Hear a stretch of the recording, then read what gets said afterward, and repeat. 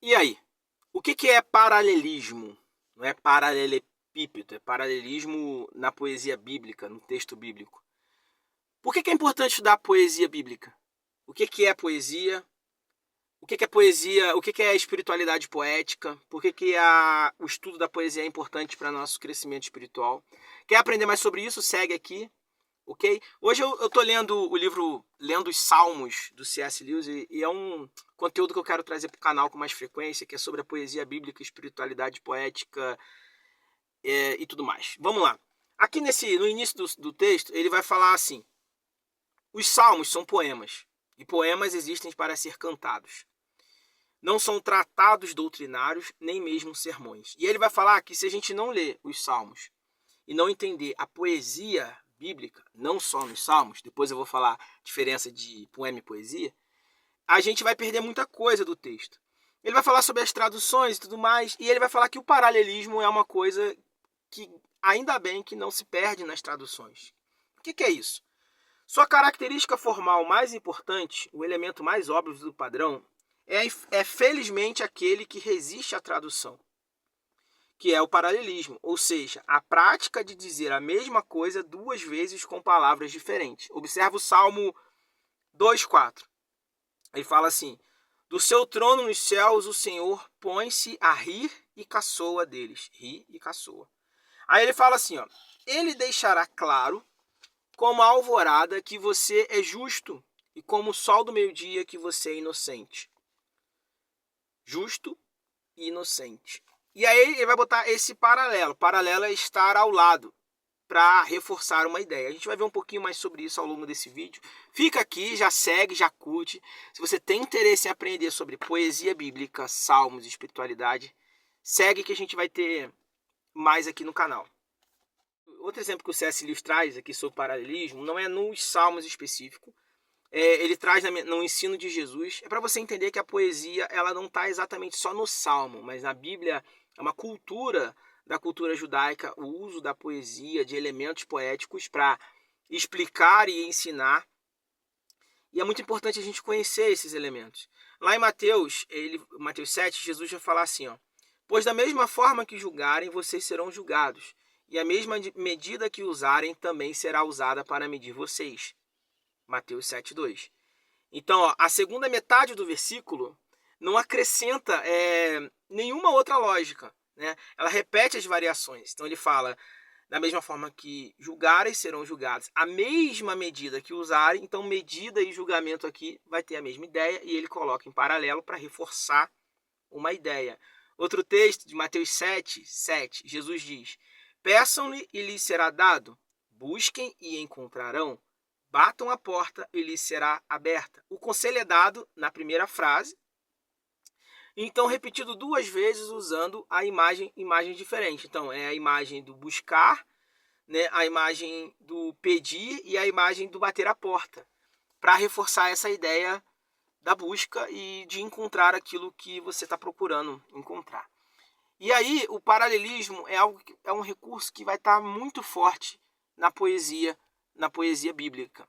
Eu vou dar mais alguns exemplos e explicar mais um pouco para você. Então, para reforçar a ideia, o paralelismo na poesia é uma figura da linguagem, né, que consiste na repetição de estruturas sintáticas semelhantes em versos ou frases sucessivas. Essa repetição ela cria ritmo, reforça ideias, facilita a memorização, é didático, entende? É para você poder entender a ideia que o autor quer passar para você.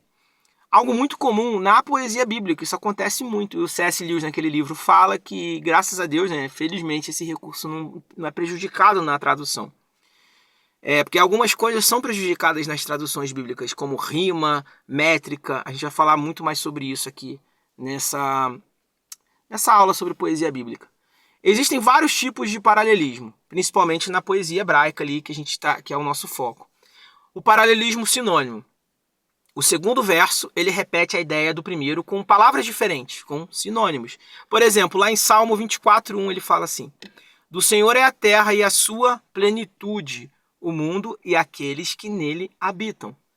Então, do Senhor é a terra, o mundo e aqueles e a terra. Então ele vai trocar as palavras como sinônimo para fazer esse paralelo de que tudo pertence ao Senhor. Outro tipo de paralelismo é o paralelismo antitético, que é o segundo verso, ele contrasta com o primeiro também para reforçar a ideia. Provérbios 10:1 faz muito uso da poesia. O filho sábio alegra seu pai, mas o filho tolo é a tristeza de sua mãe. Então, o filho sábio e o filho tolo. Então, ele coloca em contraste, em paralelo, para que você entenda a profundidade de você ser um filho obediente. O 3, paralelismo sintético ou desenvolvimentista, que vai fazer um desenvolvimento.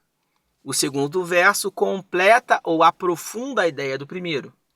Um exemplo é lá em Salmos 1:3. Ele fala: ele é como árvore plantada junto a ribeiro de águas, que dá o seu fruto na estação própria. Então ele põe a imagem da árvore plantada. E qual é a consequência, qual é o resultado dessa árvore estar plantada? É o fruto. Então está em paralelo às imagens que a poesia bíblica está apresentando para você entender o ensino didático de uma forma limpa e pura que ele quer te ensinar. Esse recurso dá equilíbrio, reforça significados e ajuda o leitor ou ouvinte a absorver melhor a mensagem, certo? Vamos continuar entendendo um pouco melhor. Eu vou dar alguns exemplos mais, né, para você entender melhor. Paralelismo sinônimo, que eu falei aqui agora há pouco, vou dar um outro exemplo. Isaías 55:6. Buscai ao Senhor enquanto se pode achar. Invocai-o enquanto está perto. A segunda linha repete a ideia da primeira com outras palavras. Buscar e invocar são sinônimos aqui. São ações semelhantes. E enquanto se pode achar, equivale a enquanto está perto. Então, olha que como que o profeta desenvolve a ideia da importância da busca do Senhor. Ele usa o paralelismo. Buscai ao Senhor enquanto se pode achar, invocai-o enquanto está perto. Percebe? Enquanto está perto, enquanto se pode achar, são paralelos, para reforçar aquilo que se quer passar. Outro exemplo de paralelismo sintético que eu tinha falado para você é o Salmo 19:1. Os céus declaram a glória de Deus e o firmamento anuncia a obra das suas mãos. A segunda linha aprofunda a ideia da primeira, acrescentando o firmamento como parte dos céus. E ela especifica, destaca que anuncia a obra de suas mãos, ou seja, os feitos de Deus como Criador. Paralelismo que vai apresentar o resultado e aprofundar a ideia. Vou deixar aqui esse vídeo. Espero que você tenha gostado dessa aula sobre poesia bíblica e a aula de hoje foi sobre paralelismo. Nós vamos ter vários vídeos, espero que você me ajude nisso, assiste até o final.